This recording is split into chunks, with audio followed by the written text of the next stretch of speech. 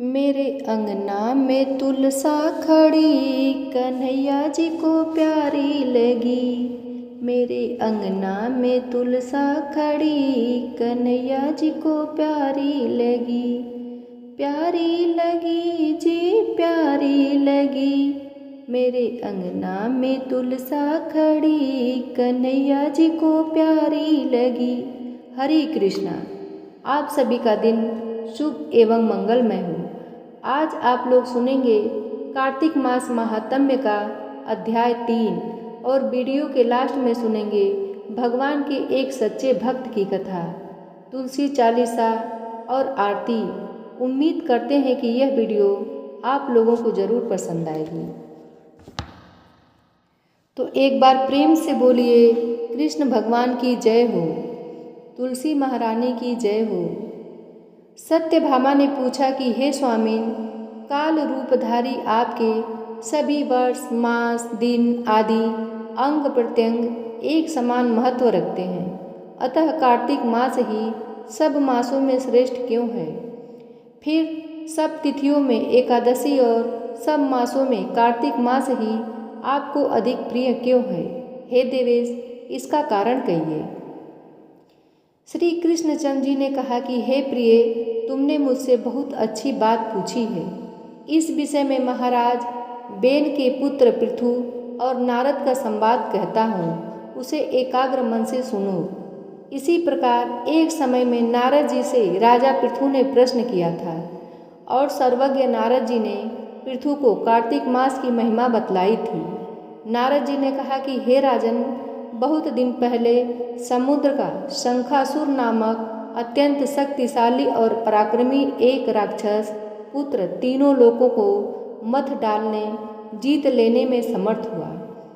उस शंखासुर ने स्वर्गलोक में रहने वाले देवताओं को जीतकर और इंद्र आदि 10 लोकपालों के अधिकारों को छीन लिया। उससे डरकर समस्त देवगण सुमेरु पर्वत की कंदराओं में अपनी स्त्री तथा कुटुंब के साथ उसका अवरोध करते हुए बहुत दिनों तक छिपे रहे। जब सब देवगण सुमेरु पर्वत की कंदराओं में आसन जमाकर निश्चिंत होकर रहने लगे, तब वह राक्षस सोचने लगा कि यद्यपि मैंने सब देवताओं को जीत लिया है और इनका अधिकार छीन लिया है, तो भी ये सब लोग बलवान ही ज्ञात होते हैं। अतः अब हमको क्या करना चाहिए? आज मुझे ज्ञात हुआ है कि ये सब देवता वेद मंत्रों से बलवान हो रहे हैं। उनके वेदों को हर लेने से ये स्वतः बलहीन हो जाएंगे। नारद जी ने कहा, ऐसा मानकर शंखासुर विष्णु भगवान को सोते देख सत्यलोक से स्वयं उत्पन्न समस्त वेदों को चुरा लाया। जिस समय वह वेदों को चुरा रहा था, उसी समय बीजों के साथ यज्ञ मंत्र उसके डर से जल में छिप गए। शंखासुर भी वेद मंत्रों और बीज मंत्रों को खोजता हुआ समुद्र के भीतर घूमने लगा, किंतु वह राक्षस उन वेद मंत्रों को एक स्थान पर कहीं भी नहीं पा सका। इसी समय ब्रह्मा जी भी सब देवताओं के साथ पूजन सामग्री और उपहार लेकर बैकुंठ लोक में विष्णु भगवान की शरण में पहुँचे। श्री विष्णु भगवान को प्रगाढ़ निद्रा से जगाने के लिए गाने बजाने तथा धूप गंध आदिकों से बारंबार उनका पूजन करने लगे। उन लोगों की इस आराधना से प्रसन्न होकर विष्णु भगवान जाग उठे। उस समय देवताओं ने हजारों सूर्य के तेज सदृश देदीप्यमान विष्णु भगवान को देखा। तत्पश्चात देवताओं ने विविध सामग्री द्वारा षोडशोपचार विधि से विष्णु भगवान का पूजन करके पृथ्वी पर दंडवत किया।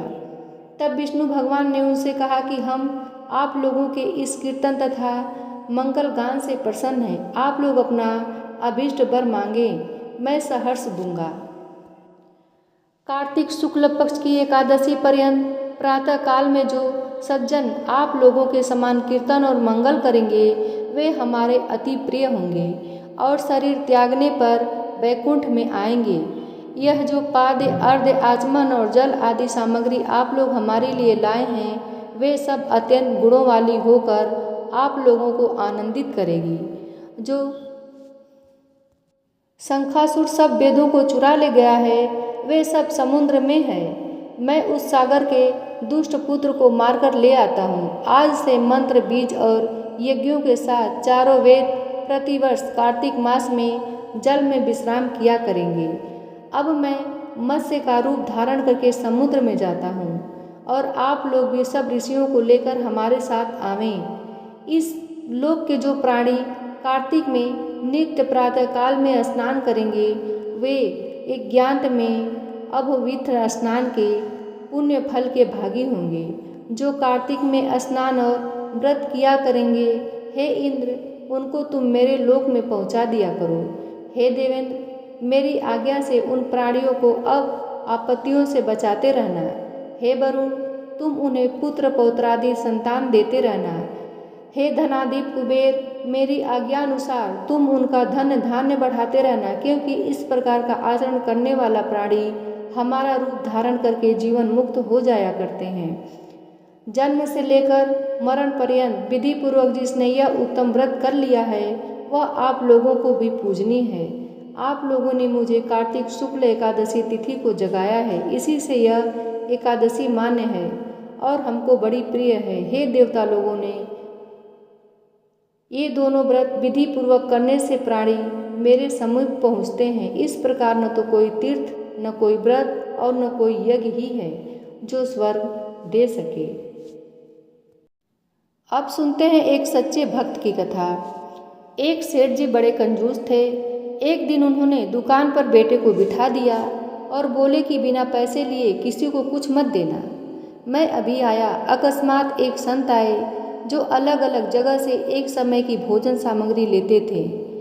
लड़के से कहा, बेटा जरा नमक दे दो। लड़के ने संत को डिब्बा खोलकर 1 चम्मच नमक दिया। सेठ जी आए तो देखा कि डिब्बा खुला पड़ा था। सेठ जी ने कहा कि क्या बेचा? बेटा बोला, एक संत जो तालाब पर रहते हैं उनको 1 चम्मच नमक दिया था। सेठ का माथा ठनका। वे बोले, अरे मूर्ख, इसमें तो जहरीला पदार्थ है। अब सेठ जी भागकर संत के पास गए। तब तक संत भोजन बनाकर भगवान का भोग लगाकर खाने की थाली लेकर बैठ चुके थे। सेठ जी दूर से ही बोले, महाराज रुकिए, आप जो नमक लाए थे नमक नहीं था बल्कि जहरीला पदार्थ था। कृपा करके आप ये भोजन न करें। संत जी बोले, भाई हम तो प्रसाद लेंगे ही, क्योंकि भोग लगा दिया है। भोग लगाकर भोजन छोड़ नहीं सकते। अगर भोग नहीं लगता तो भोजन बेशक छोड़ देते। ये कहकर संत ने भोजन को प्रसाद समझकर खाना शुरू कर दिया। सेठ जी के होश उड़ गए। वे रात भर वहीं बैठे रहे। सेठ को रह रह कर ये चिंता सता रही थी कि अगर संत को कुछ हो गया तो बड़ी बदनामी होगी। रात में अगर तबीयत बिगड़ी तो कम से कम वैद्य को दिखा देंगे। सोचते सोचते उसे नींद आ गई। सुबह रोज की तरह संत जल्दी उठ गए और नदी में स्नान करने लगे।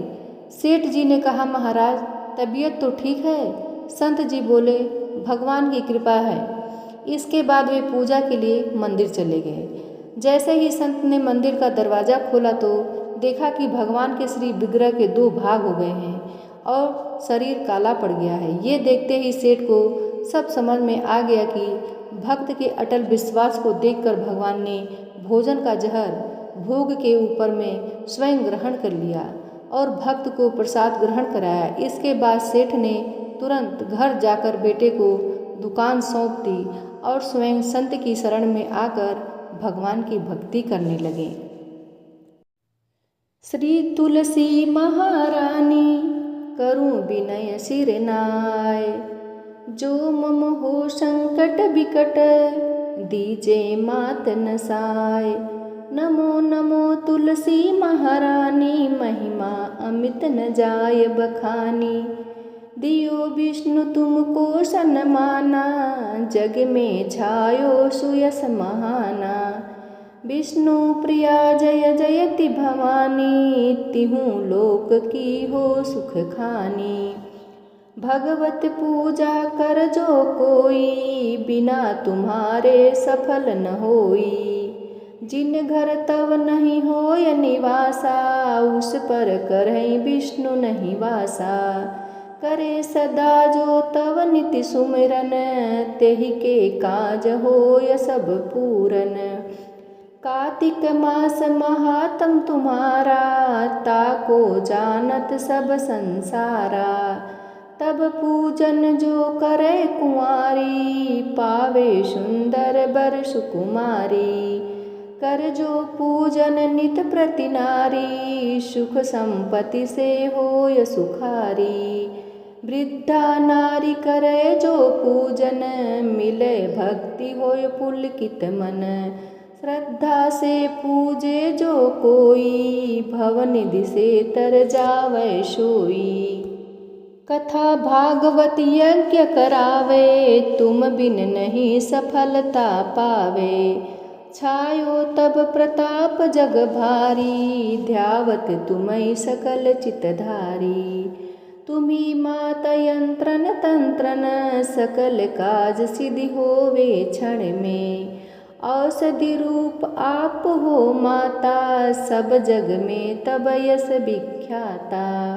देव ऋषि मुनियो तपधारी, करत सदा तव जय जयकारी।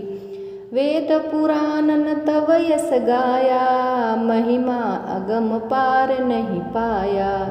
नमो नमो जय जय सुख कारणी, नमो नमो जय जय दुख निवारणी। नमो नमो सुख संपत्ति देनी, नमो नमो अग काटन छेनी। नमो नमो भक्तन दुख हरणी, नमो नमो दुष्टन मद छेनी। नमो नमो भव पार उतारणी, नमो नमो परलोक सुधारणी। नमो नमो निज भक्त उबारणी, नमो नमो जन काज संवारणी। नमो नमो जय कुमति नसावनी, नमो नमो सुख उपजावनी। जयति जयति जय तुलसी माई, ध्याऊं तुमको शीस नवाई। निज जन जानि मोहि अपनाओ, बिगड़े कारज आप बनाओ। करूँ विनय मैं मात तुम्हारी, पूर्ण आशा करहूँ हमारी। शरण चरण कर जोरी मनाऊं, निस दिन तेरे ही गुण गाऊं।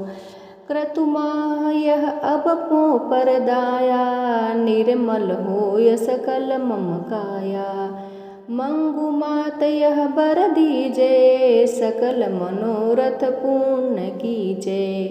जनु नहीं कुछ नेम आचारा, क्षमहु मात अपराध हमारा। बरह मास करे जो पूजा, तासम जग में और न दूजा। प्रथम ही गंगा जल मंगवावे, फिर सुंदर स्नान करावे। चंदन अक्षत पुष्प चढ़ावे, धूप दीप नैवेद्य लगावे। करे आचमन गंगा जल से, ध्यान करे हृदय निर्मल से। पाठ करे फिर चालीसा की, स्तुति करे मात तुलसा की। यह विधि पूजा करे हमेशा, ताके तन नहीं रहे कलेसा। करे मास कार्तिक का साधन, सोवे नित पवित्र सिद्ध हुई जाई। है यह कथा महासुखदाई, पढ़े सुने सो भव तर जाई। तुलसी मैया तुम कल्याणी, तुम्हारी महिमा सब जग जानी। भावना तुझे माँ नित नित ध्यावे, गा गा कर माँ तुझे रिझावे। यह श्री तुलसी चालीसा, पाठ करे जो कोई। गोविंद सो फल पावहीं, जो मन इच्छा होय। जय तुलसी माता की, जय कृष्ण भगवान की। तुलसी महारानी नमो नमो, हरि की पटरानी नमो नमो। धन तुलसी पूर्ण तप कीनो, शालिग्राम बनी पटरानी। जाके पत्र मंजरी कोमल, श्रीपति कमल चरण लपटानी। तुलसी महारानी नमो नमो, हरि की पटरानी नमो नमो। धूप दीप नैवेद्य आरती, पुष्पन की वर्षा बरसानी। 56 भोग 36 व्यंजन, बिन तुलसी हरि एक न मानी।